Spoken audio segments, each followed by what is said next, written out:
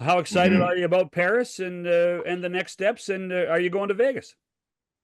First, I am going to Vegas. We're going down on the 7th, and the game is on the 11th or the 10th, I think.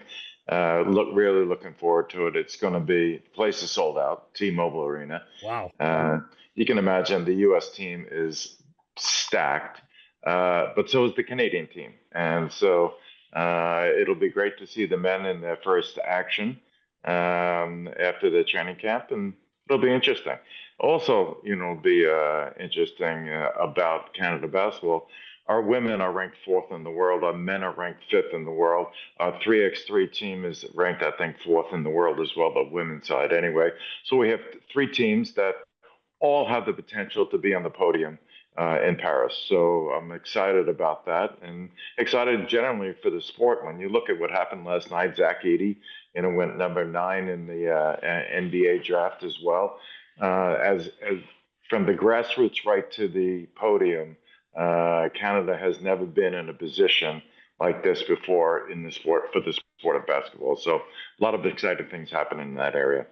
Couple of questions for me. How many games will Team Canada play in Vegas? They're Two? only playing. They're only no. They're only playing one, Bob. Really? Just yeah, one game against the U.S. And then both teams take off for exhibition games around the globe in the lead up to Paris. I see. Number two, Yeah. it's not Edey. I think you mentioned he was not invited to the Canadian team, right? No, he was. He Yeah, he was was. invited Was to the he? camp. Oh yeah. Yeah. The big issue I think now is in most cases when you're a rookie being drafted, your NBA team doesn't want you to be playing in international competition Right. or anything other than going to training camp with the team. I'm hoping and we're hoping that their general manager and they have a consultant, the Memphis Grizzlies, and a guy named Glenn Grunwald. I'm hoping that they're going to see. I'm hoping that they're going to see the light and allow Zach to play for our team. Do you think You know, Edey can play for the team? Is he good enough Uh, right now? Bob, you know what? I'm going to tell you something. FIBA ball is so different from NBA ball. He played for us in the World Cup. Now he was 8 for 8 shooting from the field and had 16 rebounds, I believe. Played limited numbers. He has advanced every month. He's advanced his footwork, his shooting. He was NCAA Player of the Year 2 years in a row.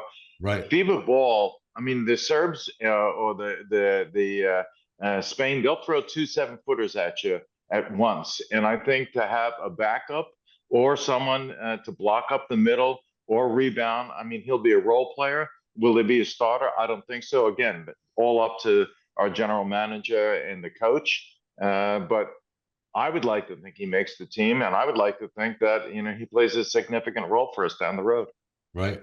how difficult will it be for Rowan and Jordy to get to 12?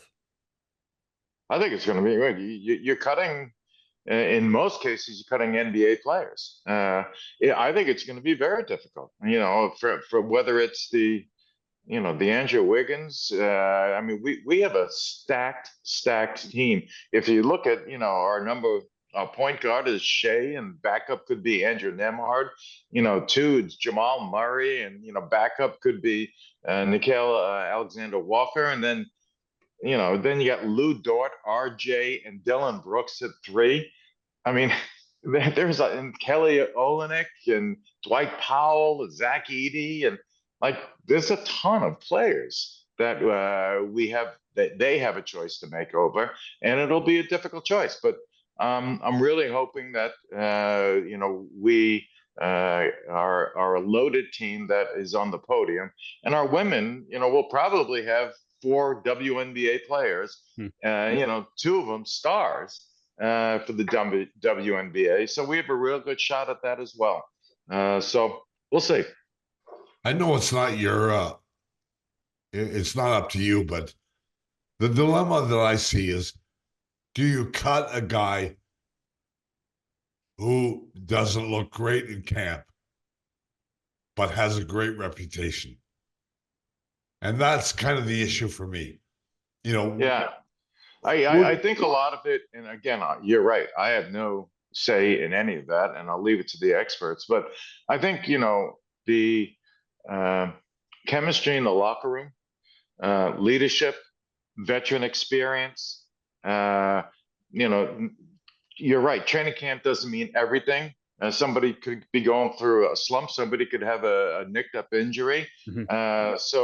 I think, their long-term reputation and playing experience and stats will come into play when they choose their final 12 people.